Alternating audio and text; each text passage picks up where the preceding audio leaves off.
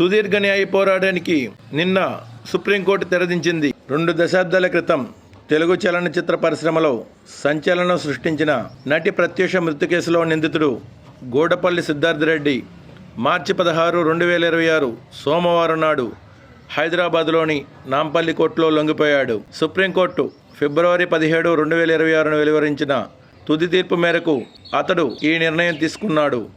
ఈ కేసులో ప్రధాన అంశాలు ఇవే. సిద్ధార్థ్ రెడ్డికి గతంలో హైకోర్టు విధించిన 2 ఏళ్ల జైలు శిక్షను సుప్రీంకోర్టు సమర్థించింది. అతడు వేసిన అప్పీల్ పిటిషన్ను కొట్టివేస్తూ 4 వారాల్లోపు లొంగిపోవాలని ధర్మాసనం ఆదేశించింది. సుప్రీంకోర్టు గడువు ముగియడంతో సిద్ధార్థ్ రెడ్డి అమెరికా నుంచి తిరిగి వచ్చి నాంపల్లిలోని మెట్రోపాలిటన్ సెషన్ కోర్టులో లొంగిపోయాడు. అనంతరం కోర్టు అతడిని చెంచల్గూడ జైలుకు తరలించింది. ఫిబ్రవరి 24, 2002 ప్రత్యూష మరియు ఆమె స్నేహితుడు సిద్ధార్థ్ రెడ్డి ప్రేమ వ్యవహారంలో పురుగుల మందు తాగారు.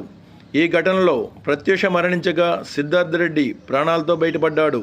దీనిని ఆత్మహత్య ప్రేరణగా కేసు నమోదు చేశారు. ఈ కేసులో కింది కోర్టు మొదట సిద్ధార్థ్ రెడ్డికి 5 ఏళ్ల జైలు శిక్ష విధించింది. అయితే 2011లో ఆంధ్రప్రదేశ్ హైకోర్టు దీనిని 2 ఏళ్లకు తగ్గించింది.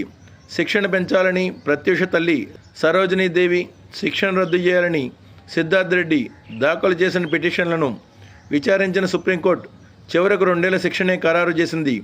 దాదాపు 24 ఏళ్ల సుదీర్ఘ న్యాయ ప్రక్రియ తర్వాత ఈ కేసులో నిందితుడు జైలుకు వెళ్లడం గమనార్హం.